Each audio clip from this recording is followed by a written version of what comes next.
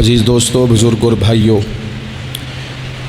قرآن مجید نے جگہ جگہ پہ اس بات کا اعلان فرمایا ہے کہ اپنے شعور کو بلند کرو، اپنی فہم سے، اپنی عقل سے کام لو، کائنات ارضی اور سماوی میں غور کرو، اللہ کی نشانیوں کو دیکھو، اپنی فہم و فراست کے ساتھ، شعور کے ساتھ دین اسلام کی حسین تعلیمات کو قبول کرو اور ان کے مطابق اپنی زندگی گزارنے کی کوشش کرو۔ سورہ زمر کی آیت نمبر 18 میں نے تلاوت کی ہے۔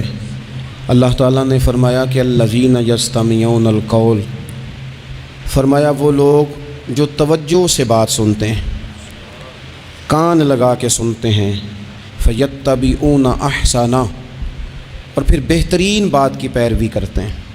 پہلے تو سنتے غور کے ساتھ ہیں، پھر بہترین بات کی۔ اسلام کے اندر اجر و ثواب دو طرح کا ہے، ایک بہتر ہے، ایک بہترین ہے۔ آپ نے کسی سے قرض لینا ہو تو اس کو مہلت دینا بہتر ہے اور معاف کر دینا بہترین ہے۔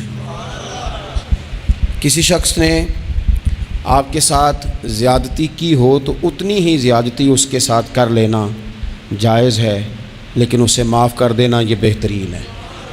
تو فرمایا وہ پہلے کان لگا کے سنتے ہیں، پھر بہترین بات کی پیروی کرتے ہیں، ان میں سے جو زیادہ اچھی چیز ہے اس کے مطابق عمل کرتے ہیں۔ اولئک الذین ھداھم اللہ، یہی لوگ ہیں جنہیں اللہ نے ہدایت عطا فرمائی ہے۔ وَأُولَئِکَ هُمْ أُولُو الْأَلْبَابِ، اور فرمایا یہ لوگ عقل والے ہیں، یہی ہیں جنہیں اللہ نے ہدایت دی اور یہ صاحبان عقل ہیں۔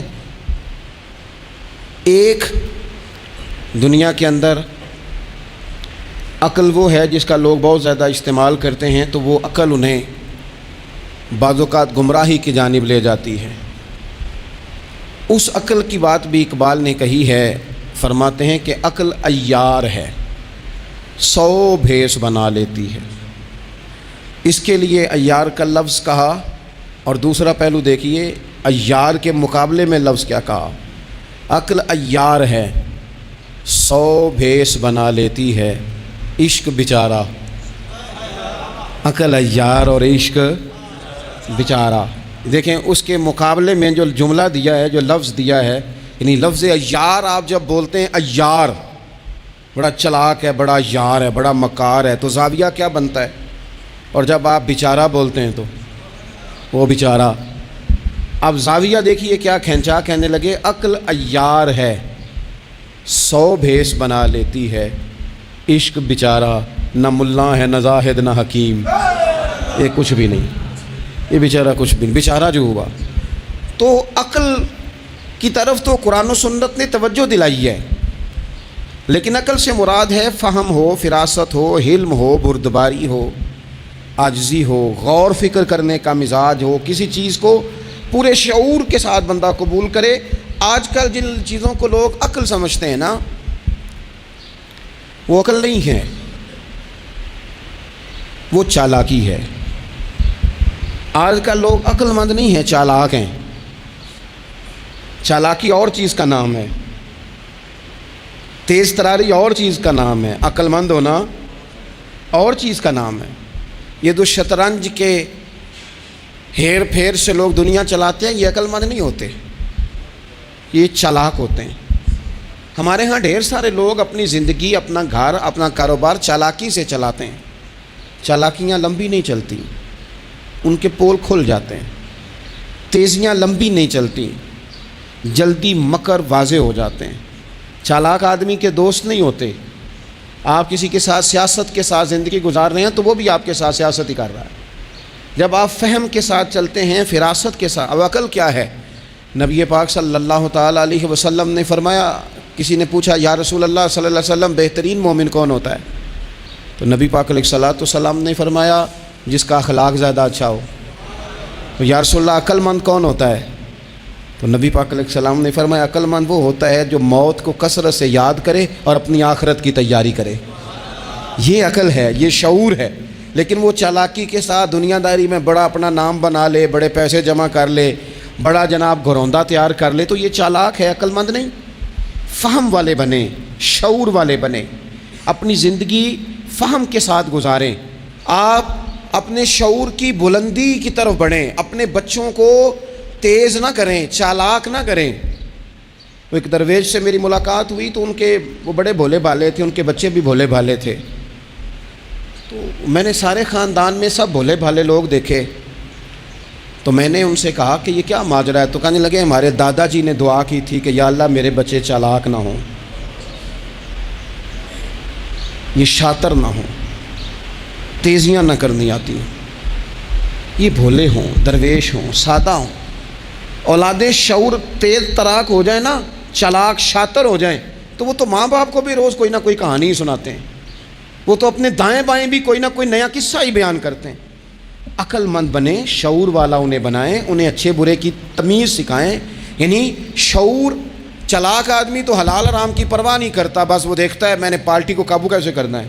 لیکن عقل مند وہ ہوتا ہے جو دیکھے کہ یہ میرے لیے جائز ہے کہ ناجائز ہے، محنت سے کام کرے، شعور سے کام کرے، لیکن لقمہ حرام کبھی اپنے گھر داخل نہ ہونے دے.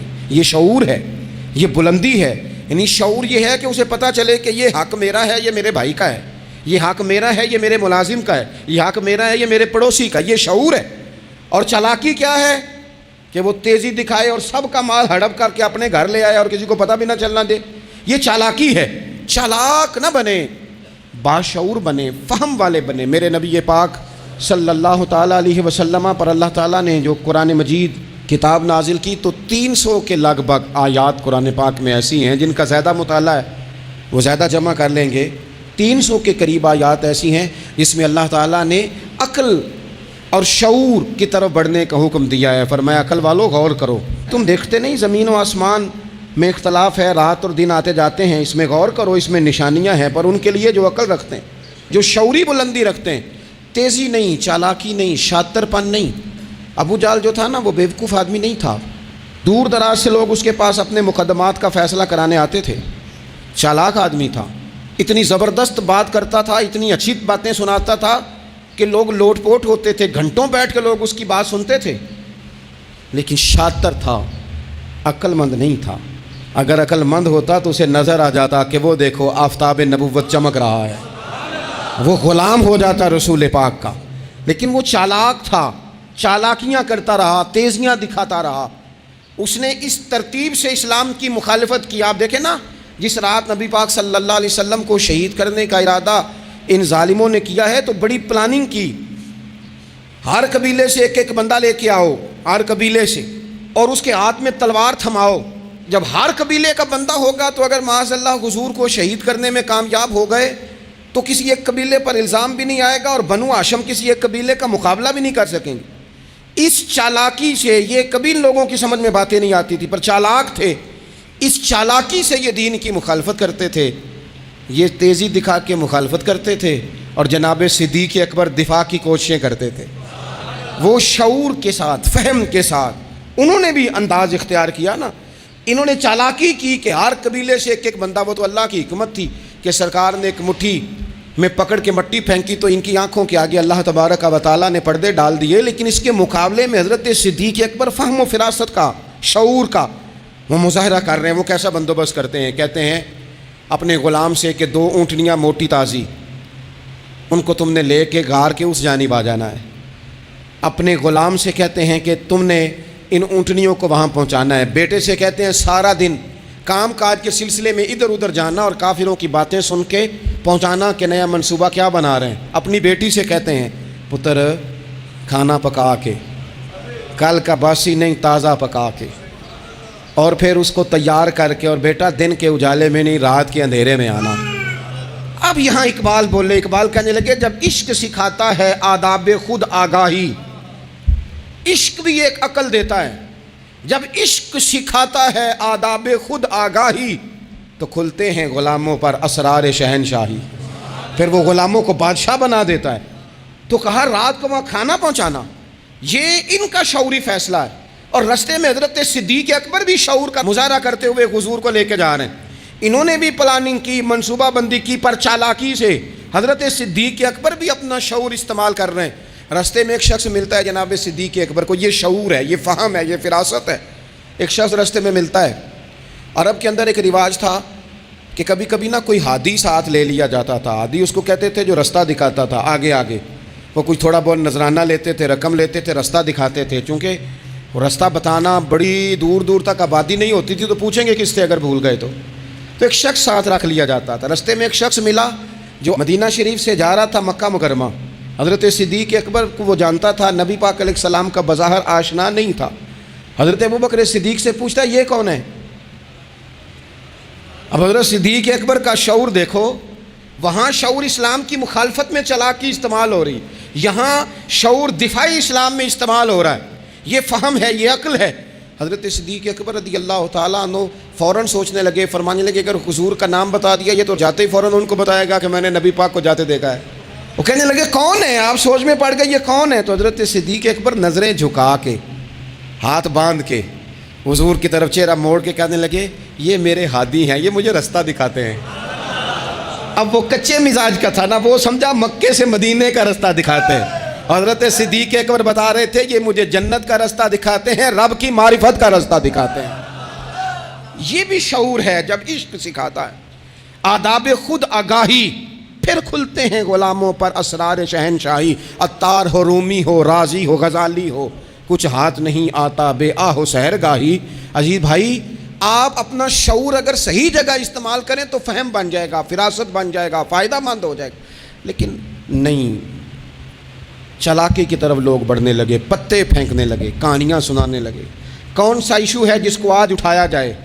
کون سی بات ہے جس کا پراپوگنڈا کر کے اپنے آپ کو مشہور کیا جائے؟ کیا ہے جو سوسائٹی میں پھینکی جائے بات تو لوگ توجہ کریں گے ہماری سیاسی جماعت کی طرف. کیا اس طرح کا ماحول بنایا جائے, کس طرح کر کے پیچ و تاب کیا جائے, کس طرح کر کے لوگ توڑے جائیں, کس طرح بنائے جائیں؟ نہیں, اس طرح لوگ کمزور ہو جاتے ہیں. اس طرح شعور نہیں رہتا قوموں کے پاس. میرے نبی پاک صلی اللہ علیہ وسلم کے پاس عبد القیس کا وفد آیا تھا. تو جو عبد القیس ان کا سردار تھا, نبی پاک صلی اللہ تعالیٰ علیہ وسلم کی خدمت میں جب وہ حاضر ہوئے, لاؤبالی فیصلے نہ کریں, فیصلے زندگی میں سوچ کے کریں. آپ کسی بھی چیز کے سربراہ ہیں, آپ مسجد کے صدر ہیں یا قبیلے والے آپ سے فیصلہ کراتے ہیں, یا آپ کسی جماعت کو لیڈ کرتے ہیں, یا خاندان والے آپ کو بڑا سمجھتے ہیں, یا کوئی آدمی آپ کو دینی تعارف سے پہچانتا ہے, تو فہم کے ساتھ, دانائی کے ساتھ, حکمت کے ساتھ آپ اس کو لے کے چلیں. نبی پاک صلی اللہ تعالیٰ علیہ وسلم نے وفد عبد القیس کے سربراہ سے کہا تھا کہ تمہارے اندر 2 خصلتیں ہیں, 2 عادتیں تمہارے اندر ایسی ہیں جنہیں اللہ بڑا ہی پسند کرتا ہے. یا رسول اللہ کون کون سی؟ فرمایا ایک تو تم عقل والے ہو, اور دوسرا بردبار ہو, حلم والے ہو. تم جذباتی فیصلے نہیں کرتے, تمہارے اندر بردباری ہے, ٹھہراؤ ہے. یہ 2 باتیں, تمہاری سمجھداری اور تمہارا ٹھہراؤ, یہ اللہ کو بڑا ہی پسند ہے. بڑی جذباتی باتیں لوگ کرتے ہیں, بڑا گھروں کے اندر ماحول خوفناک ہو جاتا ہے, قبیلوں میں ماحول خوفناک ہو جاتا ہے, جماعتوں میں خوفناک ہو جاتا ہے. بڑے شعور کے ساتھ مسلمان کو آگے بڑھنے کی ضرورت ہے. یہ جو مسلمانوں نے فتح یابی حاصل کی ہے نا بڑی ساری جگہوں پہ, اللہ تبارک و تعالیٰ نے مسلمانوں کو کامیابیاں دیں. مسلمان اپنی تعداد کی قلت کے باوجود, اسلحے کی قلت کے باوجود بڑی جگہوں پہ کامیاب رہے. اللہ تبارک و تعالیٰ نے انہیں بڑا سارا نوازا. تو اس کے اندر بھی قرآن مجید کی سورہ انفال جب ہم دیکھتے ہیں تو اللہ تبارک و تعالیٰ نے وہاں ارشاد فرمایا کہ مسلمان 100 ہوتا ہے اور وہ صبر کرتا ہے تو وہ 200 کا مقابلہ کرتا ہے. 1000 ہوتا ہے وہ صبر کرتا ہے اور مقابلہ 2000 کا کرتا ہے مسلمان. کیوں بھلا؟ اس لیے کہ سورہ انفال میں رب فرماتے ہیں کافر وہ قوم ہے کہ قوم اللہ یعقلون, وہ قوم تو ہیں پر ان کے پاس عقل کوئی نہیں. وہ چڑھ دوڑتے ہیں کہ مار دیں گے, مر جائیں گے, آج انہیں ختم کر کے رہیں گے. وہ شعور کے ساتھ میدان میں نہیں آتے. لیکن نبی پاک صلی اللہ علیہ وسلم جب اپنے لوگوں کو لے کے جاتے تھے, حضور انہیں سمجھاتے تھے, صف بندی کرتے تھے. نبی پاک علیہ الصلوۃ والسلام ایک طریقہ بتاتے تھے کہ جھنڈا تمہارے ہاتھ میں رہے گا. اگر یہ آدمی شہید ہوتا ہے تو جھنڈا بھائی مدد اللہ کی ہے, لیکن حکمت کے تقاضے سارے پورے کیے جائیں, وہ سارے کام کیے جائیں جو وقت کے تقاضوں کی ضرورت کے مطابق ہوں. رسول پاک صلی اللہ علیہ وسلم ان کو بتایا کرتے تھے کہ تم نے اس درے پہ ڈیوٹی کرنی ہے، کوئی نیچے نہ اترے جب تک ہم نہ کہیں، تم یہاں کھڑے رہو۔ ایک آدمی کو پیچھے رکھتے تھے، تم نے اس قافلے کے بالکل پیچھے آنا ہے، اگر کسی کا سامان گر جائے، کوئی اونٹ پیچھے رہ جائے، کوئی مسئلہ ہو جائے، تمہیں پتہ ہو، شعور کے ساتھ، بالیدگی کے ساتھ بیٹھ کر، عقل کے ساتھ، فہم کے ساتھ۔ ہمارے پاس بہت سارے لوگ آتے ہیں، بڑی بڑی جذباتی باتیں بتاتے ہیں، اس طرح بھی کر دیں، اس طرح بھی کر لیں، آپ لوگوں کو یہ بھی بتائیں، بڑے بڑے رکے آتے ہیں، بڑی بڑی باتیں سخت لوگ کرنے کا کہتے ہیں، ایسی کی تیسی کر دیں آپ۔ تو ہمیں پتہ ہے، چلیں تھوڑا سا کتاب و سنت اپنی نظر سے صحیح، تھوڑے علم سے صحیح، پر ہمیں بھی تھوڑا سا پتہ ہے۔ تو میں بہت سارے دوستوں کو کہا کرتا ہوں کہ او بھائی چلو ٹھیک ہے، سخت بات نہیں کرتے، جلال میں نہیں آتے، پر اس کا یہ مطلب تو نہیں نا کہ ہمیں پتہ نہیں کسی بات کا۔ وہ بعض سیاسی لوگ آتے ہیں تو آ کے کہتے ہیں جناب حضرت یہ ہو گیا، فلانے نے یہ کر دیا، فلانے نے یہ کر دیا، تو کئی دفعہ ان پر ہنسی آتی ہے کہ ہمیں سمجھانے آئے ہو، ہمیں سمجھانے آئے ہو۔ او بھائی اٹ سٹ تے پکھڑا کوار گندا لسی اور بھی بوٹیاں جاننے آ، بات نہ کریں تو بات الگ ہے، اخلاق اجازت نہیں دیتا، بہت ساری باتوں کا جواب دیا نہیں جا سکتا، لیکن آپ کیا سمجھتے ہیں سامنے والا بیوقوف ہے، آپ جو کہیں گے وہ قبول کر لے گا؟ اپنی زندگی میں کبھی بھی جذباتی ہو کر فوراً فیصلہ نہ کریں، کبھی زندگی کے اندر تھوڑا سا چیزوں کو ٹھنڈا کریں، شعور پیدا کریں، آپ فہم پیدا کریں، آپ کوئی ایسا کام کریں جس میں آپ محسوس کریں کہ یہ فیصلہ عقل والا ہے۔ میرے نبی پاک صلی اللہ تعالیٰ علیہ وسلم بھولے بھالے لوگوں سے بھی پیار کرتے۔ حضور کے پاس ایک دیوانی بی بی آئی، دیوانی، اس کے علاقے والے کہتے تھے کہ اس کا تو ذہنی توازن ٹھیک نہیں، لیکن اس نے کہا یا رسول اللہ میری بات سنیں، تو حضور نے اس کی بھی بات سنی۔ نبی پاک پیار کرتے، لیکن آپ کو پتہ ہے کہ رسول پاک صلی اللہ تعالیٰ علیہ وسلم نے ایک اور بات بھی ارشاد فرمائی ہے جو صحیح مسلم میں موجود ہے، سنن ابو داؤد شریف میں موجود ہے۔ حضور جب نماز کی صفیں بناتے نا تو فرماتے میرے قریب قریب وہ لوگ کھڑے ہوا کرو جو عقل مند ہو، جو شعور والے لوگ ہو وہ میرے قریب قریب رہا کرو، باشعور لوگ۔ اور پھر فرمایا جو ان سے زیادہ شعور رکھتے ہیں وہ تھوڑے پیچھے، جو ان سے کم شعور رکھتے ہیں وہ اس سے پیچھے، جو اس سے کم شعور رکھتے، میرے قریب شعور والے لوگ ہوں۔ یعنی محبوب سب کے نبی ہیں، لیکن حضور اپنے قریب ان لوگوں کو بٹھاتے جن کا فہم مضبوط ہوتا۔ اس لیے حضرت مولا علی شیر خدا رضی اللہ تعالیٰ عنہ فرمایا کرتے تھے وہ بندہ دنیا میں کبھی نہیں ٹوٹتا جس کے مشیر اچھے ہوں۔ ہمارے آج کل مشیر نہیں ہوتے، ہمارے خوشامدی ہوتے ہیں، ہمارے وہ ہوتے ہیں جو ہمیں بلے بلے کہیں، ہمارے وہ ہوتے ہیں جو ہمیں کہیں کیا بات ہے، سبزہ سارا ہی سبز ہے باہر، اور ہم اتنی طاقت نہیں رکھتے کہ ہم تصویر کا دوسرا رخ بھی دیکھیں۔ تو اللہ کے رسول نے شعور کو سپورٹ کیا، عقل کو سپورٹ کیا، فہم و فراست کو سپورٹ کیا، فرمایا میرے قریب قریب۔ دیکھیں نا علماء نے ایک معنی یہ بھی اس کا بیان کیا ہے کہ جب کوئی باشعور آدمی قریب ہوتا ہے تو نماز میں کبھی لقمہ دینا پڑ جاتا ہے، کبھی بتانا پڑ جاتا ہے، کبھی کسی وقت امام کا وضو ٹوٹتا ہے اسے پیچھے جانا پڑ جاتا ہے۔ تو باشعور لوگ ہوں گے جب قریب تو حالات اور ہوں گے۔ اللہ کے رسول صلی اللہ تعالیٰ علیہ وسلم باشعور لوگوں کو قریب رکھتے، شعور کی بات آگے پھیلاتے۔ میں بڑے عرصے سے یہ بات کر رہا ہوں، آج پھر کرتا ہوں، دینی ماحول کے اندر باشعور لوگوں کی بڑی ضرورت ہے، بصیرت افروز لوگوں کی بڑی ضرورت ہے، جن کے حافظے قوی ہوں ان کی بڑی ضرورت ہے۔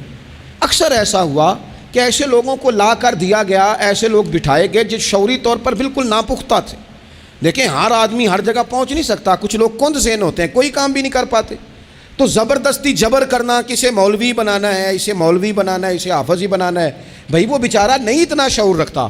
آپ کوئی ذہین فتین لوگ لے کے آئیں، باشعور لوگ لے کے آئیں جو سوسائٹی میں کچھ سمجھ بوجھ رکھنے کی صلاحیت رکھتے ہوں، وہ جب دین کو پڑھیں گے اور دین کو آگے پھیلائیں گے تو کچھ تقاضے سمجھ کر آگے پھیلائیں گے۔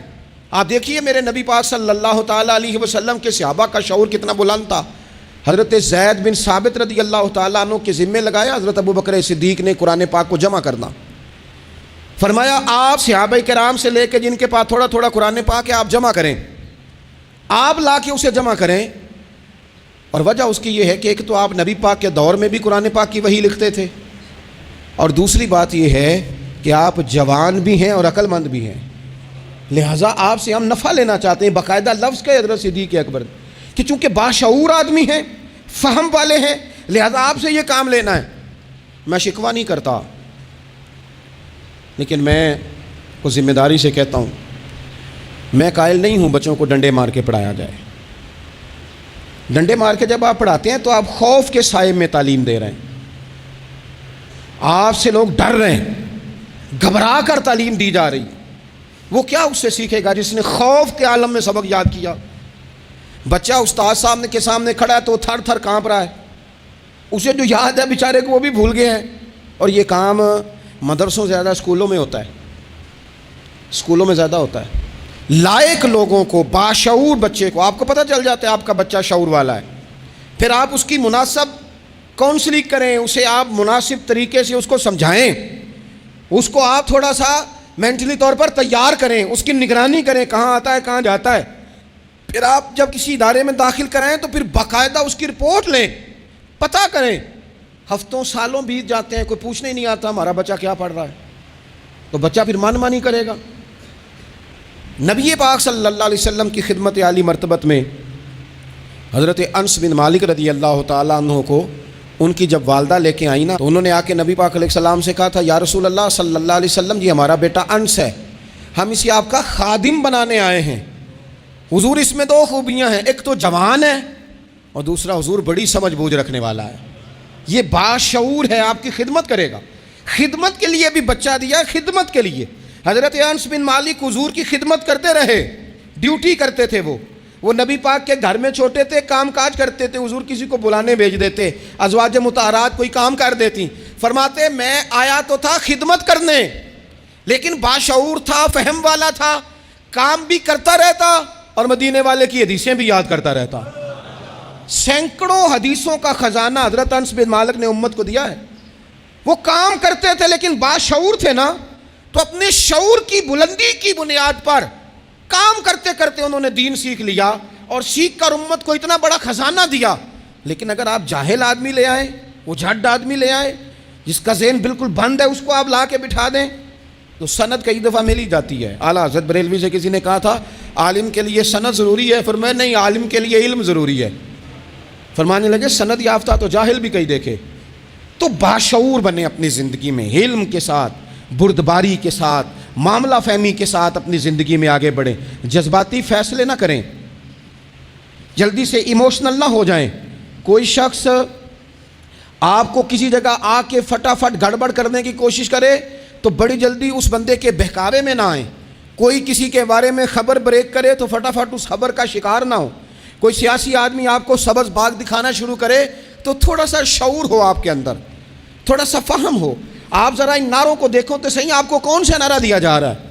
میں ہمیشہ یہ کہتا ہوں دوستوں سے کہ آپ ہمیشہ سے انہی نعروں پر آپ ووٹ دیتے جا رہے ہیں، انہی چیزوں پر آپ ووٹ دیتے جا رہے ہیں، انہی باتوں پر۔ زمانہ کہاں چلا گیا، دور college, university, science, technology, computer, دنیا کہاں نکل گئی، اور آج بھی آپ کو کہا جاتا ہے کہ مجھے ووٹ دو میں سڑک پکی کرا دوں گا۔ آپ کم از کم اتنا تو کہیں کہ یار ہم اس گلی کے اندر 20 گھر رہتے ہیں تو ہم تھوڑے تھوڑے پیسے ڈال کے گلی خود پکی کرا دیں گے، آپ ہمیں قانون کی بالادستی جو ہے وہ معاشرے کے اندر پکی کر کے دیں۔ آپ ہمیں یہ بتائیں کہ یونیورسٹیاں کتنی بنائیں، آپ ہمیں یہ بتائیں کہ ہسپتالوں میں نظام کس طرح کا ہے، صحت اور تعلیم میں معیار ہمارا کیا ہے۔ ابھی تک وہی معاملہ، یعنی میں نے یہاں تک دیکھا ہے، آپ نے ناراض نہیں ہونا، یہاں تک دیکھا ہے کہ میں قبرستان کے لیے جگہ لے دیتا ہوں، مجھے ووٹ دے دو۔ چھوڑ دو یار یہ کام، اگر ہمیں جینے کے لیے جگہ ملے گی تو مر جانے کے بعد کے لیے بھی ملے گی۔ اسے تھوڑا باہر اٹھ کے سوچو، کیا کن چکروں میں ہم پڑ گئے۔ اپنی زندگی بالیدگی والی، پختگی والی بنائیں۔ آپ جب شعوری طور پر پختہ ہو جائیں گے پھر اللہ تعالیٰ آپ سے بہتر فیصلے کرائے گا، پھر آپ آگے بڑھیں گے۔ آپ اور میں، ہماری آنے والی نسل تیز تو ہو رہی ہے، باشعور نہیں ہو رہی۔ ان کے اندر پیسے کمانے کی مشین بننے کا جذبہ تو ہے لیکن تعمیر شخصیت کا کوئی کمال نہیں۔ لوگ غرض مند تو بہت زیادہ ہیں، درد مند نہیں۔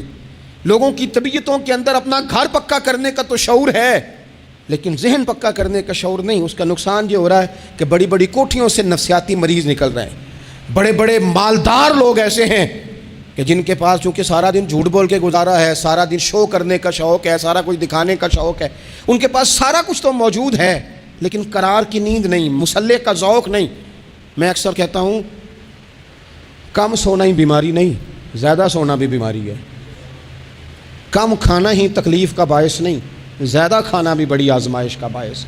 اور میرے بھائی، اقبال جیسے لوگ رو پڑے، کہنے لگے بیوقوف ہونا ہی مسئلہ نہیں، زیادہ چالاک ہونا بھی بڑا ہی مسئلہ ہے۔ رو کے کہنے لگے عقل کی گتھیاں سلجھا چکا ہوں، خرد کی گتھیاں سلجھا چکا ہوں، یا رب مجھے صاحب جنوں کر دے، یا اللہ مجھے کوئی ذوق بھی دے دے، کوئی میرے اندر درد بھی پیدا کر دے، کوئی مجھے محبت بھی دے دے۔ عقل ہی عقل رہ گئی۔ میرے بھائی باشعور، حلیمی، بردباری، ٹھہراؤ، مزاجوں کے اندر قرار، جلدی ہے ہمارے بچوں کو، جلدی ہے انہیں آگے بڑھنے کی۔ یہ چور دروازے ڈھونڈتے ہیں، یہ ابھی پوری طرح بولنا نہیں آتا تو یہ اپنے پیج بنانا چاہتے ہیں، یہ اپنے چینل قائم کرنا چاہتے ہیں۔ ہر بندہ ہے جو کہتا ہے میری سن کے جیو، میری مرضی کے مطابق اپنے معاملات کو ترتیب دو، میں جس طرح کہتا ہوں وہ بہت زیادہ اہم ہے۔ تھوڑا سا غور کریں، تھوڑا سا زندگی کے اندر اپنی فہم سے کام لیں، تھوڑی فراست آگے کی طرف لے کے جائیں۔ میرے رسول پاک علیہ السلام نے فرمایا جس سے اللہ بھلائی کا ارادہ کرتا ہے اسے دین کی سمجھ عطا فرما دیتا ہے، اسے سمجھ عطا کرتا ہے اللہ تعالیٰ دین کی۔ حضرت سیدنا احمد بن ابی عاصم انطاکی رحمۃ اللہ علیہ فرماتے ہیں کہ اگر تو دیکھنا چاہے نا کہ تو عقل مند ہے کہ نہیں، تو فرماتے ہیں پھر بھی میں تمہیں ایک نسخہ دیتا ہوں۔ وہ کیا؟ فرمانے لگے اگر تو ذی شعور ہے نا پھر تو رب کی نعمتوں کو پہچان لے گا، اور پھر تیرا زیادہ وقت شکر پہ گزرے گا، شکوے پہ نہیں گزرے گا۔ یہ زیادہ لوگ بے چین کیوں ہیں؟ میں رات دوستوں کو کہہ رہا تھا زیادہ لوگ اس لیے بے چین ہیں کہ زندگی شکووں سے بھری ہوئی ہے، خواہشات سے بھری ہوئی ہے، کچھ نہ کچھ روز نیا چاہیے، اس نے بے چین کر دیا ہے۔ اور اگر زندگی شکر والی ہو نا، شکر والا بندہ اپنے آپ کو خوش نصیب سمجھنے لگ جاتا ہے۔ وہ کہتا ہے یہ نعمت بھی ہے اللہ کا شکر ہے، یہ نعمت بھی ہے اللہ کا شکر ہے، یہ نعمت بھی ہے اللہ کا شکر ہے۔ تو شکر والا بندہ اپنے آپ کو خوش نصیب سمجھنے لگتا ہے، اس کے دل میں راحت پیدا ہونے لگ جاتی ہے، اسے تسلی ہونے لگ جاتی ہے، وہ قرار میں آنے لگ جاتا ہے۔ اور جو خواہشات، بکھری ہوئی خواہشات، بکھرے ہوئے جذبات، یہ بھی چاہیے، وہ رہ گیا، یہ نہیں ملا، وہ نہیں ملا، ہمیں ہر چیز من پسند چاہیے، بندہ پریشان ہو جاتا ہے۔ اللہ تبارک و تعالی مجھے اور آپ کو عمل کی توفیق عطا فرمائے۔